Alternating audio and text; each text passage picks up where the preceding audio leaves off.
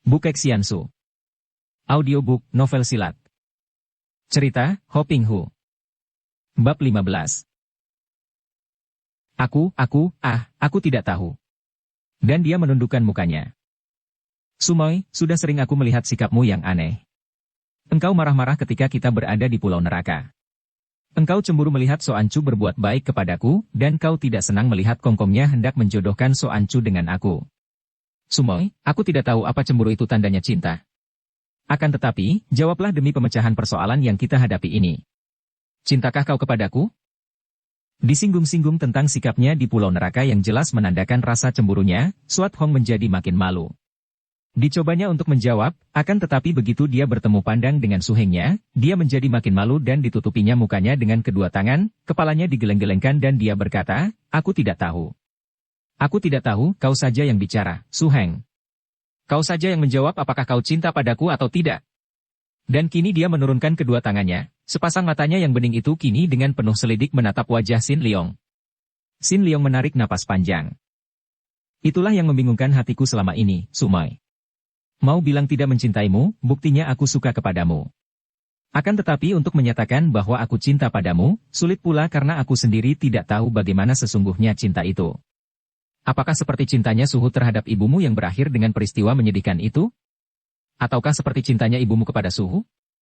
Ataukah seperti cintanya Tekuatlin dan Suhu? Mengapa semua cinta itu demikian palsu dan mengakibatkan hal yang amat menyedihkan? Aku menjadi ngeri melihat cinta macam itu, Sumoy. Suat Hong memandang heran. Aku tidak pernah memikirkan cinta seperti yang kau kemukakan ini, Suheng. Mudah saja. Lihat saja apa yang terjadi antara Suhu, ibumu, dan Tekuatlin. Seperti itukah cinta? Hanya mendatangkan cemburu, kemarahan, kebencian, dan permusuhan hebat. Apakah itu cinta? Kalau seperti itu, aku ngeri dan aku tidak berani berlancang mulut menyatakan cinta kepada siapapun, Sumoy. Karena, kalau hanya seperti itu akibatnya, maka cinta yang kunyatakan hanyalah merupakan kembang bibir belaka, hanya cinta palsu belaka. Bayangkan saja, Sumoy. Di antara kita berdua, sejak kecil sampai sekarang menjelang dewasa, tidak pernah ada pertentangan dan tidak pernah ada urusan apa-apa. Akan tetapi, setelah kita berdua mengaku cinta, lalu timbul soal-soal cemburu, kecewa dan lain-lain. Apalagi setelah menjadi suami istri, betapa mengerikan kalau melihat contoh yang kita saksikan di Pulau Es ini. Suat Hong menunduk dan tak mampu menjawab. Persoalan yang diajukan oleh Sin Leong itu terlampau berat baginya, sulit untuk dimengerti. Baginya, sebagai seorang wanita, dia haus akan cinta kasih, akan perhatian, akan pemanjaan dari seorang pria yang menyenangkan hatinya, seperti suhengnya ini. Akan tetapi, setelah mendengar uraian Sin Leong tentang cinta yang diambilnya peristiwa di Pulau Es sebagai contoh, dia pun ngeri dan tidak berani menyatakan perasaannya itu. Aku tidak tahu, Suheng, aku tidak mengerti. Terserah kepadamu sajalah. Sin Leong kembali menarik napas panjang. Dia memang sudah mengambil keputusan di dalam hatinya bahwa dia harus membalas budi kebaikan Suhunya yang sudah berlimpah-limpah diberikan kepadanya. Satu-satunya jalan untuk membalas budi hanya dengan menyenangkan hati Suhunya yang sedang berduka itu. Dia harus menerima keputusan Suhunya, yaitu menerima menjadi jodoh Suat Hong. Akan tetapi dia tidak boleh membuat darah itu menderita dengan keputusannya ini, maka dia harus tahu terlebih dahulu bagaimana pendirian Suat Hong. Dan sekarang, darah itu sama sekali tidak berani mengaku tentang cinta. Sumoy, sekarang begini saja. Andai kata aku memenuhi permintaan Suhu, yaitu mau menerima ikatan jodoh denganmu, menjadi calon suamimu, bagaimana dengan pendapatmu? Suat Hong menunduk dan menggigit bibirnya. Akhirnya dia dapat berbisik. Aku tidak tahu, terserah kepadamu dan kepada ayah. Maksudku, apakah engkau merasa terpaksa? Apakah hal ini menyenangkan hatimu? Sumoy, harap kau suka berterus terang. Kalau kau, seperti aku, tidak bisa mengaku cinta begitu saja, setidaknya kukatakan apakah ikatan jodoh ini tidak menimbulkan penyesalan bagimu. Suat Hong tidak menjawab, hanya menggeleng kepala. Kalau begitu, andai kata aku menerima, engkau pun akan menerimanya dengan senang hati? Suat Hong mengangguk. Kalau begitu, mari kita pergi menghadap ayahmu. Aku akan menerima permintaannya, karena betapapun juga, kita harus menghiburnya, menyenangkan hatinya. Aku telah berhutang banyak budi dari Suhu, maka kalau dengan penerimaan ini aku dapat sekedar membalas budinya, aku akan merasa senang. Sin Leong mengambil dayung perahu itu dan menggerakkan dayung. Suheng, kau menerima karena kasihan kepada ayah? Jadi kau tidak cinta kepadaku? Semua aku tidak berani berlancang mulut mengaku cinta. Aku telah banyak menyaksikan cinta kasih yang kuragukan kemurniannya. Aku khawatir bahwa sekali cinta diucapkan dengan mulut, maka itu bukanlah cinta lagi. Aku tidak tahu, apakah cinta itu sesungguhnya, maka aku tidak berani lancang mengaku, Sumoy. Ah! Jeritan Swat Hong ini adalah campuran dari rasa kecewa dan juga kekagetan hebat, matanya terbelalak memandang ke depan. Melihat wajah Sumoynya, Sin Leong cepat menengok dan pada saat itu terdengar ledakan dahsyat dibarengi dengan cahaya kilat yang seolah-olah membakar dunia. Tampak oleh Sin Leong yang terbelalak memandang itu air muncrat tinggi sekali disusul asap dan api, muncul dari permukaan laut antara perahunya dan pulau es. Kedua orang muda yang terbelalak dengan muka pucat itu tidak berkesempatan untuk terheran lebih lama lagi karena tiba-tiba karena perahu mereka dilontarkan ke atas, dalam saat lain perahu itu telah dipermainkan oleh gelombang yang mendahsyat dan menggunung. Suara mengguruh memenuhi telinga mereka dan keheningan yang baru saja mencekam lautan itu kini terisi dengan kebisingan yang sukar dilukiskan. Sin Leong berteriak, Sumoy, bantu aku. Jangan sampai perahu terguling, keduanya mengerahkan tenaga, menggunakan dayungnya untuk mengatur keseimbangan perahu. Namun, kekuatan gelombang air laut yang amat dahsyat itu mana dapat ditahan oleh tenaga manusia, biarpun kedua orang pemuda itu adalah tokoh-tokoh pulau es sekalipun. Perahu mereka menjadi permainan gelombang, dilontarkan tinggi ke atas, disambut dan diseret ke bawah, seolah-olah tangan malaikat maut atau ekor naga laut yang menyeret perahu ke dasar laut, akan tetapi tiba-tiba diayun lagi ke atas, ditarik ke kanan, didorong ke kiri sehingga kedua orang murid Raja Han Tiong itu menjadi pening dan setengah pingsan. Mereka tidak ingat akan waktu lagi, tidak tahu berapa lama mereka diombang-ambingkan air laut, tidak tahu lagi berapa jauh mereka terbawa ombak, dan mereka tidak sempat menggunakan pikiran lagi. Yang ada hanya naluri untuk menyelamatkan diri, menjaga sekuat tenaga agar perahu mereka tidak sampai terguling dan tangan mereka tidak sampai terlepas memegangi pinggiran perahu. Dengan tangan kanan memegang pinggiran perahu, tangan kiri Sin Leong memegang lengan kanan Sumoynya. Betapapun juga, dia tidak akan melepaskan Sumoynya. Swat Hong yang biasanya tabah dan tidak mengenal takut itu, sekali ini menangis dengan muka pucat dan mata terbelalak. Terlampau hebat keganasan air laut baginya, terlampau mengerikan melihat gelombang setinggi gunung yang seolah-olah setiap saat hendak mencengkram dan menelannya itu. Tiba-tiba Swat Hong menjerit. Segulung ombak besar datang dan menelan perahu itu. Mereka gelagapan karena ditelan air, kemudian mereka merasa betapa perahu mereka dilambungkan ke atas. Bruk! Keduanya terpental keluar, akan tetapi masih saling bergandeng tangan. Cepat Sin Leong menyapu mukanya agar kedua matanya dapat memandang. Ternyata perahu mereka telah dilontarkan ke sebuah pulau kecil yang penuh batu karang, sebuah pulau yang menjulang tinggi akan tetapi hanya kecil sekali, merupakan sebuah batu karang besar yang menonjol tinggi. Sumoy, lekas, kita naik ke sana. Sin Leong tidak mempedulikan tubuhnya yang terasa sakit semua, membantu Sumoynya merangkak bangun. Pipi kanan dan lengan kiri Swat Hong berdarah, akan tetapi gadis itu pun agaknya tidak merasakan semua ini, tersaruk-saruk dia dibantu suhengnya merangkak dan menyeret perahu ke atas, kemudian mereka melanjutkan pendakian ke atas puncak batu karang itu dengan susah payah. Akhirnya mereka tiba di puncak batu karang dan apa yang tampak oleh mereka dari tempat tinggi ini benar-benar menggetarkan jantung. Air di sekeliling mereka. Air yang menggila, bergerak berputaran, gelombang yang dahsyat menggunung, suara yang gemuruh seolah-olah semua iblis dari neraka bangkit. Batu karang besar, atau lebih tepat disebut pulau kecil dari batu itu tergetar-getar, seolah-olah menggigil ketakutan menghadapi kedahsyatan badai yang mengamuk. Tidak tampak apa-apa pula selain air dan kegelapan, kadang-kadang diseling cahaya menyambar dari atas, seperti lidah api seekor naga yang bernyala-nyala. Oh! Swat Hong menangis dan cepat dipeluk oleh suhengnya. Tubuh darah itu menggigil, pakaiannya robek-robek. Tenanglah, tenanglah, Sumoy. Sin Leong berbisik dan pemuda ini mengerti bahwa bukan hanya Sumoynya yang disuruhnya tenang, melainkan hatinya sendiri juga. Pengalaman ini sungguh dahsyat dan tidak mungkin dapat terlupa selama hidupnya. Kebesaran dan kekuasaan alam nampak nyata. Membuat dia merasa kecil tak berarti, kosong dan remeh sekali. Sin Leong dan Swat Hong yang dipeluknya tidak tahu lagi berapa lamanya mereka berada di tempat itu. Siang malam tiada bedanya, yang tampak hanya kegelapan, air dan kadang-kadang kilatan cahaya halilintar. Yang terdengar hanyalah gemuruh air, angin menderu dan kadang-kadang ledakan halilintar. Tidak memikirkan dan merasakan apa-apa, yang ada hanya takjub dan keri. Di luar tahunya dua orang itu, mereka telah berada di Pulau Batu Karang selama sehari semalam. Akhirnya badai mereda, badai yang ditimbulkan oleh ledakan gunung berapi di bawah laut. Kegelapan mulai menipis, akhirnya tampak kabut putih bergerak perlahan meninggalkan tempat itu, air mulai tenang dan menurun, akhirnya tampaklah sinar matahari disusul oleh bola api itu sendiri setelah kabut terusir pergi. Tampaklah lautan luas terbentang di bawah dan baru sekarang ternyata oleh dua orang muda itu bahwa mereka duduk di puncak batu karang yang amat tinggi. Swat Hong mengeluh, baru terasa betapa penat tubuhnya, betapa luka-luka kecil dari kulitnya yang lecet-lecet, dan betapa haus dan lapar leher dan perut. Sumoy, badai sudah mereda. Mari kita turun. Itu perahu kita. Untung tidak pecah, kata Sin Leong dan dia menggandeng tangan Sumoynya, menuruni batu karang. Perahu mereka tidak pecah, akan tetapi layar dan dayungnya lenyap. Sin Leong mengangkat perahu itu, membawanya turun ke bawah. Mari kita lekas pulang, Sumoy. Biar kudayung dengan kedua tangan.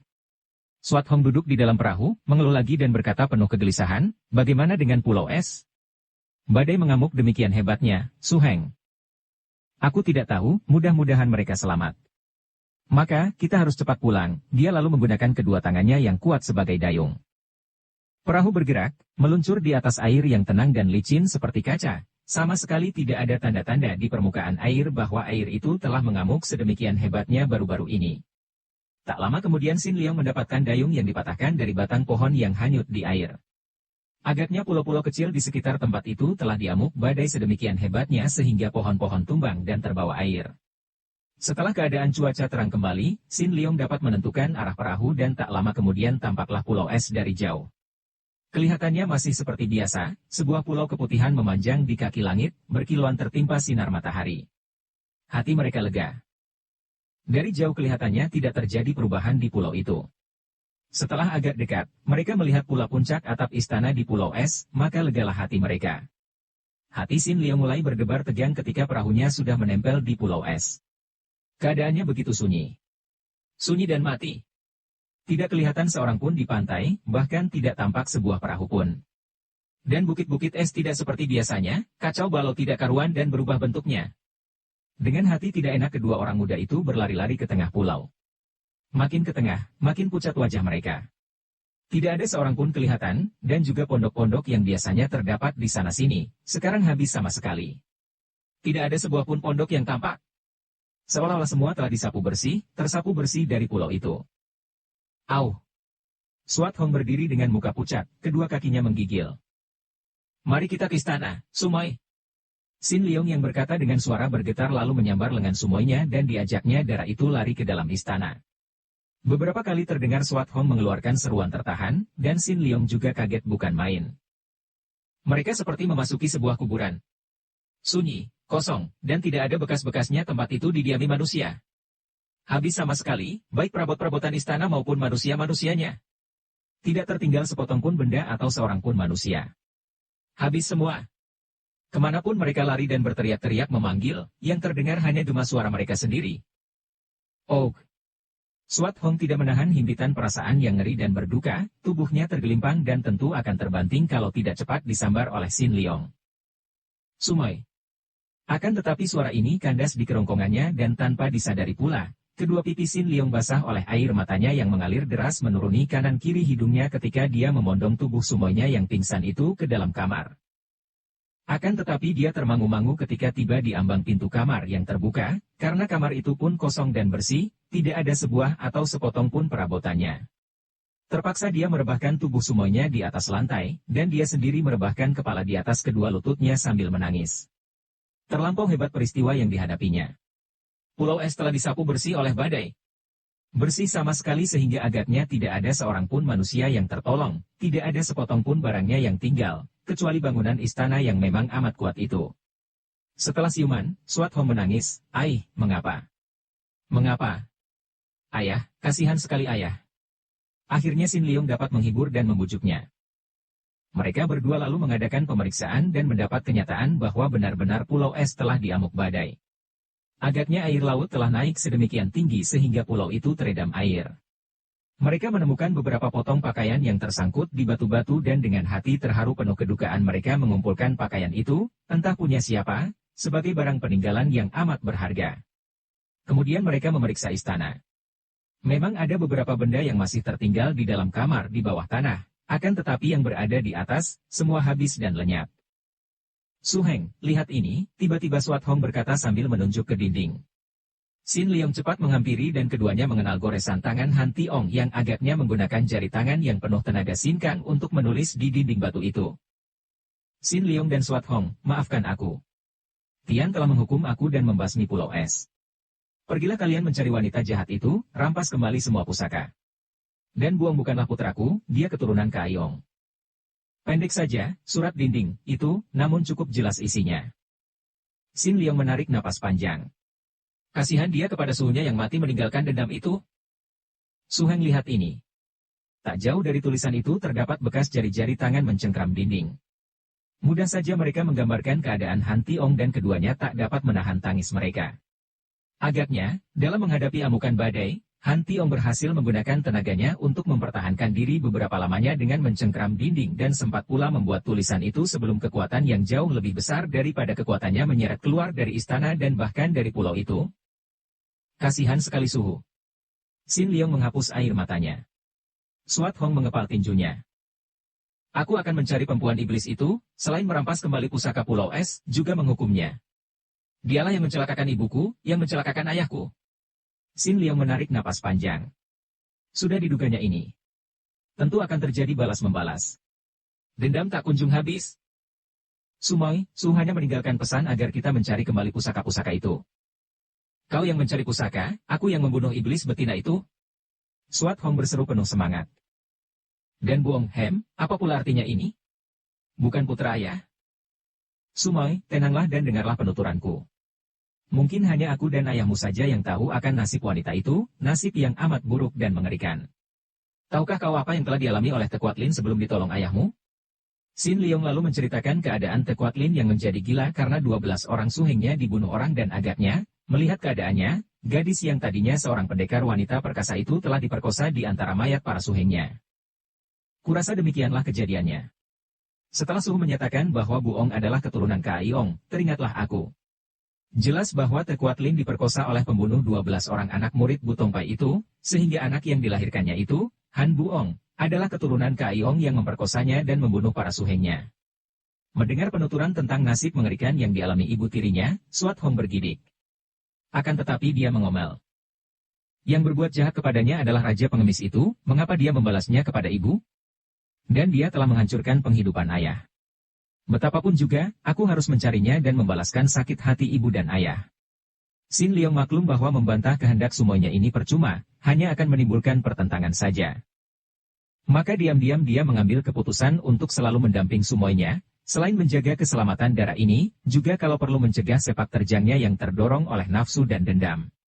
Betapapun juga, setelah Pulau Es dibasmi oleh badai, darah ini kehilangan ayah bunda, tiada sanak kandang, tiada handai taulan dan dialah satu-satunya orang yang patut melindunginya, sebagai suhengnya. Ataukah sebagai calon suami? Sin Leong tidak mengerti dan tidak berani memutuskan. Biarlah hal perjodohan itu diserahkan kepada keadaan kelak.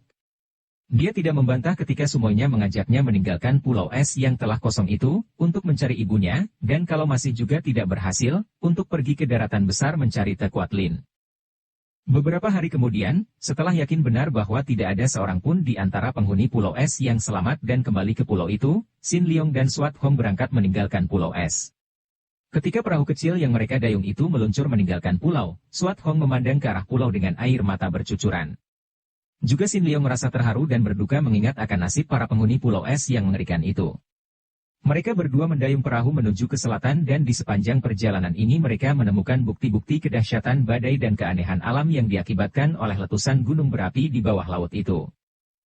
Ada pulau yang lenyap sama sekali, dan ada pula pulau yang baru muncul begitu saja, pulau yang amat aneh. Pulau Batu Karang yang masih jelas kelihatan bahwa pulau ini tadinya merupakan dasar laut dengan segala keindahannya, dengan makhluk hidup dan tetumbuhannya yang kini semua mengeras menjadi batu karang dengan bermacam bentuk. Banyak pulau yang mengalami nasib serupa dengan Pulau Es, yaitu menjadi gundul, habis sama sekali tetumbuhan atasnya. Diam-diam terbayang dalam pikiran Sin Leong betapa dahsyat kekuasaan alam. Andai kata semua lautan yang mengamuk seperti beberapa hari yang lalu itu, agaknya dunia akan menjadi kiamat. Melihat keadaan pulau-pulau itu, timbul rasa khawatir dalam hati Sin Leong tentang keadaan pulau neraka. Tentu pulau itu pun tidak terluput dari amukan badai, pikirnya. Padahal baru saja pulau itu mengalami penyembuhan Han Tiong dan pasukannya.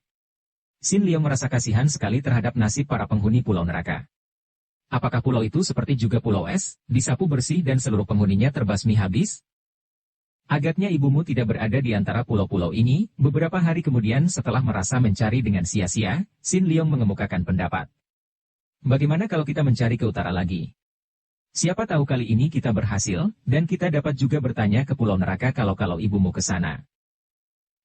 Agaknya engkau sudah rindu kepada Soancu, Su Heng. Xian Liong mengerutkan alisnya. Sumoy, kau cemburu lagi. Wajah Dara itu menjadi merah. Aku hanya berkata sewajarnya. Sudahlah. Kalau kau cemburu, kita tidak usah singgah di pulau neraka, kata Xin Liong menarik napas panjang. Hening sejenak dan mereka telah menghentikan gerakan dayung karena mereka masih belum mendapat keputusan akan mencari kemana. Kita ke pulau neraka, tiba-tiba Swat Hong berkata. Aku harus ke sana. Aku akan menegur kakek berkepala besar itu. Pulau neraka yang menjadi biang keladi sehingga ayah marah-marah kepada kita, hampir saja kita dibunuhnya. Karena pulau neraka telah berani menawanku. Sumoy. Mengapa kejadian yang telah lewat dipersoalkan lagi? Bukankah ayahmu telah menyerbu ke sana? Kurasa ayahmu telah menghukum mereka menurut cerita anak buah pasukan? Kalau begitu, kita tidak perlu pergi ke sana, Sumoy. Aku harus pergi ke sana, Dara itu berkeras. Xin Liong menggeleng-geleng kepala. Sukar benar melayani semuanya ini yang memiliki watak aneh dan hati yang keras seperti baja. Aku hanya mau pergi ke pulau neraka kalau untuk mencari ibu, akan tetapi kalau kita pergi ke sana hanya untuk mencari perkara, aku tidak mau. Kau harus berjanji tidak akan membuat kekacauan di sana, Sumoy. Agaknya kau berkeinginan keras untuk menjadi sahabat baik pulau neraka, ya? Karena ada. Sumoy, harap jangan bicara yang tidak-tidak. Memang kita sahabat baik mereka. Lupakah kau ketika mereka mengantar kita ketika meninggalkan pulau itu? Karena itu, aku hanya mau pergi ke sana kalau untuk mencari ibumu dan menjenguk mereka sebagai sahabat, melihat keadaan mereka setelah ada badai mengamuk. Swat Hong cemberut, akan tetapi menjawab juga. Baiklah, kita lihat saja nanti. Dan mereka lalu mendayung perahu dengan cepat menuju ke pulau neraka. Akan tetapi, setelah mereka tiba di daerah pulau neraka, mereka menjadi bingung dan pangling karena di daerah itu telah terjadi perubahan hebat sekali. Mungkin karena akibat badai yang mengamuk, yang ternyata mengambil daerah yang amat luas itu, di sekitar situ telah muncul gunung-gunung es yang amat besar sehingga pulau neraka yang biasanya tampak dari jauh sebagai raksasa yang tidur itu kini tidak kelihatan lagi. Karena semua jurusan terhalang pandangannya oleh gunung-gunung es. Mereka mendayung perahu berputar namun tidak dapat keluar dari kurungan gunung-gunung es itu. Dahulu tidak ada gunung-gunung es besar seperti ini, kata Swat Hong. Ini tentu diakibatkan oleh badai itu, Sumoy. Biarlah kita mengasuh dulu dan aku akan mencoba melihat keadaan dari puncak sebuah gunung. Kau tunggu saja di sini. Perahu itu menempel pada sebuah bukit es yang tinggi dan Xin Liong meloncat ke daratan es. Kemudian dia menggunakan ilmunya berlari cepat, mendaki gunung es itu untuk melihat dan mengenali daerah itu dari atas puncaknya yang tinggi. Tiba-tiba terdengar suara gerengan keras sekali yang mengguncangkan seluruh gunung es itu. Xin Liong terkejut dan dengan cepat dia menoleh untuk melihat apa yang mengeluarkan suara seperti itu. Dari jauh tampak olehnya seekor beruang besar sedang menggerakkan kedua kaki depannya ke arah burung-burung yang menyambar-nyambar di atasnya. Burung-burung nasar, burung botak pemakan bangkai, yang besar-besar berterbangan di atas beruang itu dan menyerangnya dari atas sambil mengeluarkan suara pekik mengerikan. Melihat ini, Xin Liong cepat berlari mendekati. Ternyata beruang itu terluka parah juga di beberapa bagian anggota badannya, sedangkan di bawah kakinya tampak bangkai seekor ular laut yang besar. Jelaslah bahwa beruang itu tadi berkelahi dengan ular laut itu dan dia menang, akan tetapi dia menderita luka-luka dan burung-burung nazar yang kelaparan itu kini hendak mengeroyoknya dan tentu saja ingin makan bangkai ular besar. Xin Liong segera menggunakan salju yang digenggam untuk menyambiti burung-burung itu.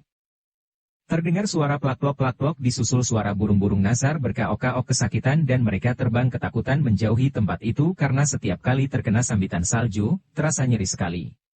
Dengan beberapa loncatan saja Xin Liong sudah tiba di depan beruang itu. Beruang yang berkulit hitam dan amat besar itu menyeringai dan mengerang, memperlihatkan gigi bertaring yang amat runcing kuat dan lidah yang merah. Matanya terbelalak penuh kecurigaan dan kemarahan kepada Xin Liong. Bersambung ke bab 16.